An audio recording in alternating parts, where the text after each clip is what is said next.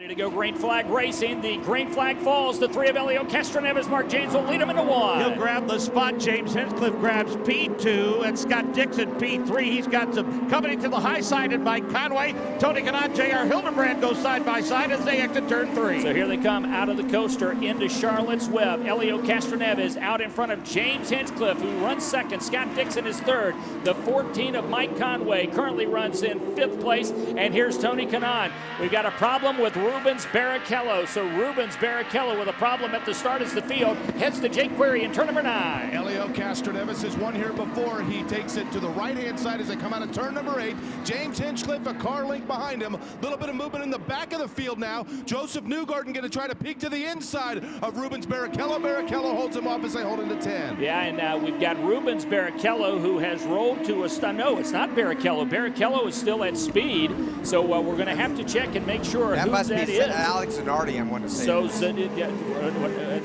we're gonna Alex check Zanardi. it. Well, not sorry, Zanardi, Alex Tagliani. I'm so sorry. Yeah, so it's Alex Tagliani who has rolled to a stop, driver left. That's Elio Castroneves coming across the line. He will be the leader. Here comes Hinch on the outside. Mark James, they head back to you. Here comes Dixon. A little bit of contact between Scott Dixon and James Hinchcliffe, and that forced Mike Conway to get awfully low on the racetrack. Graham Rahal looks to be a mover. He dances to the high side and Tony Kanaan. Now he'll tuck in behind him, but Elio Castroneves in command. Great restart for Elio Castroneves. About 6 car length the advantage over James Hinchcliffe. On the outside, looks like one of the cars trying to make a move. Who is it? Conway, it is Graham Rahal. Okay. Graham Rahal has gone to 4th place, and to behind him, Tony Kanaan. So Graham Rahal and Charlotte's Web. Jake Query's ahead to you. He'll be 4th. Castroneves works his way all the way down now into turn number 9. Then behind him, it's Hinchcliffe about 2 car lengths back. Then Dixon and Rahal. Rahal, the big mover, already made up half his positions. He started 8th, now into 4th. Elio Castroneves out in front of this 26-car field. James Hinchcliffe runs 2nd. Then you've got Scott Dixon, Graham Rahal, Tony Kanaan, J.R. Hildebrand, Mike Conway, Simon Pagenaud is up to 8th, and Will Power, who started 9th. Davey, that's right where he started. He still sits there in E.J. Vizo. He is currently running 10th. I'm a little surprised we haven't seen Will Power make up a couple of spots early. And let's remember, he is on the Firestone Blacks, not the Reds. Well, that's why, right there. I mean, these guys on Reds, it's a definite advantage to have the red alternate tires on. He does not, so he's waiting for his later. It could pay off. He just holds his own right now. Scott Dixon out in front here at the Honda Indy Grand Prix of Alabama. And Davey, it was a great stop by that 9 crew that put him there. We knew when he beat Hinch off of pit lane that he had a good one, but Elio Castroneves not able to get past him, as Scott Dixon is now shown our race leader. Well, you got to remember something. Scott Dixon was about 3.5 seconds back from that lead. So he not only made up, he made up 3.5 plus seconds on the in lap, the out lap, the pit stop. So pretty impressive that he was able to, he went from 3rd to 1st on that pit stop. Pretty impressive. Yep, so the 9 crew getting their job done there on the first stop. Okay, so Davey, we figure now, based on what we just saw, that the window then should open up for the second stop around lap 51 or 52. That's right. I would say 52 or 53 for some of the late guys, but yeah, when you hit the 50 lap, you got to remember these early guys, they're going to be back in 44s, 45. Right? See if you could stretch it to Graham Rahal stretched it.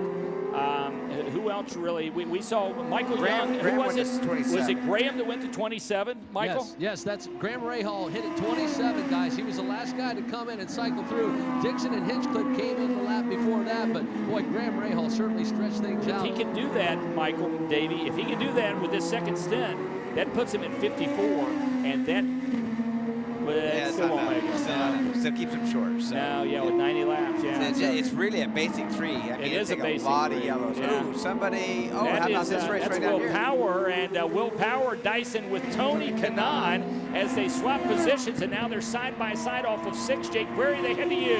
This is one where they had been working on each other for the last few times by. Now Will Power works his way into turn number 9. Tony Kanaan tries to peek to the inside, can't do so. The battle for 5th is Will Power holding off Kanaan by a half a car length. Well, let's give you the full field rundown as we've got 31 of 90 laps being shown complete. So we're roughly 1/3 of the way through the Honda Indy Grand Prix of Alabama. Scott Dixon is your race leader. It was the first pit stop that really did the job for Dixon. His guys on the 9 crew, the over-the-wall guys, really gave him a couple of extra seconds, and that's what earned him the top spot there. Elio Castroneves, who led throughout much of the first stint, is now shown in second place. James Hinchcliffe is third, Graham Rahal fourth, and Will Power, who started ninth, is now up to fifth. Tony Kanaan is sixth, Mike Conway is seventh, Simon Pagenaud is eighth, J.R. Hildebrand is ninth, Ryan Briscoe is 10th, Sebastian Bourdais is 11th, Marco Andretti is 12th, Ryan Hunter-Reay is 13th, E.J. Vizo runs 14th, Takuma Sato is 15th, Dario Franchitti is 16th, Oriol Servia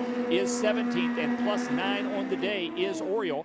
Charlie Kimball is 18th, and Rubens Barrichello and Justin Wilson close out the top 20. Then Joseph Newgarden, Simonidi Silvestro, James Jakes, Ed Carpenter, Catherine Legg, and Alex Tagliani. Well, I tell you what, Davey, here comes Dario. He's going to go, trying to go to the inside. That's where he got Sato before, not able to get him there, man. Dario right now is on aggressive plus mode. He is that. Wow, I'll tell you. He is all over it. And Dario works, he sits right now in that 13th spot, working on Hildebrand and Briscoe, but he's consistently hammering his way through. Sebastian Bourdais is driving it just about as hard as you can drive it, Mark James, and right behind him, you've got Briscoe, you've got Hildebrand and Franchitti heading to you. Well, Briscoe leads that freight train with Bourdais starting to pull away from him. Hildebrand, as we see tire smoke pop off the car of Brian Briscoe, looks for some room to the bottom, and he'll make that pass. Is the door open for Dario Franchitti? The drag race back up the hill. Oriol Servia plus 12 on the day, so J.R. Hildebrand is going to get around the two cars. Mark caught it, and now Dario Franchitti, he's got him in his crosshairs, and off of turn number 5, he's going to get past Briscoe as well. Wow, Briscoe just can't get on the throttle, and he's on red. It's a little surprised. It looks like he just has so much understeer, cannot get that car to turn and pivot in the corner and be able to accelerate. Man, he's losing time like crazy. Who is that? That's Justin Wilson out in front of Simonidi Silvestro. Simona's going to get him, and it looks like James Jakes is going to get him, and it looks like Joseph Newgarden is going to get him. It has been a nightmarish day. Jake Query, you got 4 cars heading your way. Let's see if they can all get out of the corkscrew in one piece. All right, let's see what happens. And getting out in front of it, getting a little bit loose. Simonidi Silvestro got a good look at that. That's James Jakes. Then Di Silvestro. Joseph Newgarden starts to pull away just a little bit. He's the third in that 4-car train. Yeah, so, and we knew, and Justin unfortunately knew. In fact, his quote to me was, it can only get better. Oh my gosh. I mean, I've never seen anybody control an Indy car, a rear-engine Indy car, sideways, like it's a dirt car at the fairgrounds at Indy, like he's doing. I mean, every single corner, he is counterlocked going through those corners, and I don't know how he does it. I honestly don't know how he's hanging on. We've got 2 or 3 4-car groups that are just amazing right now, the way they are fighting each other on this course, Davey, and so many guys are being so aggressive out there. It is really incredible. Sato gets a little bit loose. It gives that's Oriol Servia a little bump, and meanwhile, Ryan Hunter-Reay is able to go by both of them. Sato's got problems. Sato's got problems. So Takuma Sato has slowed to a stop. He is going to pull off the course. In the straightaway between, it does. It looks like the right rear is gone. So now let's go to Jake Query. Almost a problem. Oriol Servia and Ryan Briscoe. Briscoe really had to lock him up. That allowed Oriol Servia to get by. Guys, turns 8 and 9, when they come into turn number 9, and Davey, I don't know if you can expand on this, if the inside line, maybe just with rubber laying down, has gotten slicker, but at the beginning of the race, when they come into turn number 9, the cars would stay a little bit closer to the inside of the track. Now everybody's starting to sweep outside. Looks like maybe it's getting a little slicker there between 8 and 9. Yeah, that's what happens. I mean, these cars, matter of fact, the handling goes off, the track gets slicker more. You know, we haven't had any yellows really. The marbles are shooting up. We can see them on our monitors right here, Jake, that they're getting on that racetrack, and when you get in them just a little bit, it spreads them throughout the racetrack. But we see Sato out of his car. Yeah, if I was him, done. I wouldn't look around. No, I'd just get that open. I was going to say he's in a, I don't want to say a bit of a danger zone, but he is going to be walking back. So Takuma Sato leaves his car there. At best, it'd be a local yellow. That is a straightaway portion heading where they would set up for turn number 8. Yeah, guys, Dario Franchitti, the reason why Ryan Hunter-Reay could get around him so easily, his tires are shot. The team has told him you've got to make 7 more laps before you can come in for that final stop. So Dario is just hanging on now until he can come in and put on some new Firestone. And Davey, he is driving with some anger today. He is out there. He was not at all happy about that qualifying session yesterday, and he has just been so aggressive. And we've got a car that's come to a stop, and that looks like, is that the Sonny's barbecue car? Is that Justin Wilson? As he spins it around, Mark James, is that? Yeah, he's still going to go. What a good job. Is that Justin, Mark?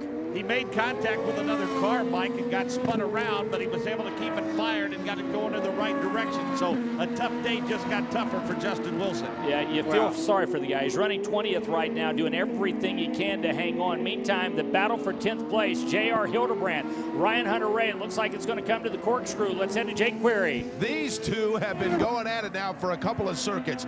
J.R. Hildebrand, that number 4, he gets a little squirrely going into turn number 9. Ryan Hunter-Reay can't take advantage, but he stays right there behind him, the distance about 2 car lengths before you get to that DHL machine. Scott Dixon is hung up behind Simonity Silvestro, Davey, as they make their way to turn number 8. Yeah, and she's not running too bad, but definitely hold him up. I mean, that was actually Marco Andretti. No contact was made. It's just Justin Wilson. That thing is looser than a sprint car. Well, our hope was that most teams were going to pit between 68 and 72. Instead, most teams were pitting while we were away for that break. So my apologies to you. We did have some activity and a lot of it on pit lane. But Davey, while that was happening, Catherine Legg was going off course. And now a full course caution has come out with Will Power being shown the race leader. Basically what happened is on the last pit stop, everyone wants to pit as early as they can just in case the yellow was to come out. So guys that took advantage of that was Pagenaud, was Will Power, Marco Andretti to take advantage of if the yellow was to go, and Bourdais actually as Sebastian well. Bourdais as well. Then it would put them in the lead of the field. But what they did, and it's probably the wise thing, just to keep it fair and not put a strategy into this, the league allowed, Catherine Legg went off track. They let everybody pit before they threw the yellow. Now, it's a little dangerous. She's in a race car. She's safe. She's got a helmet on. That's not an area that it's a slower area. You don't really get off in her area, so they consider it safe. Let everybody pit, so it didn't put anybody out to lunch. Will Power and Scott Dixon onto the front straight. They'll see the green flag, and they'll accelerate. A lot of dicing behind the leaders. What a great restart across the line, side by side, Mark James into turn number 1. But Scott Dixon has to lift. That gives Will Power the advantage. Behind Will Power, all kinds of melee. The 67 machine among those that got off the course. That's the car by Joseph Newgarden. They're 2-3 wide through the Alabama roller coaster. Meanwhile, Will Power, Scott Dixon, a bunch of them wanted up behind them, Mike.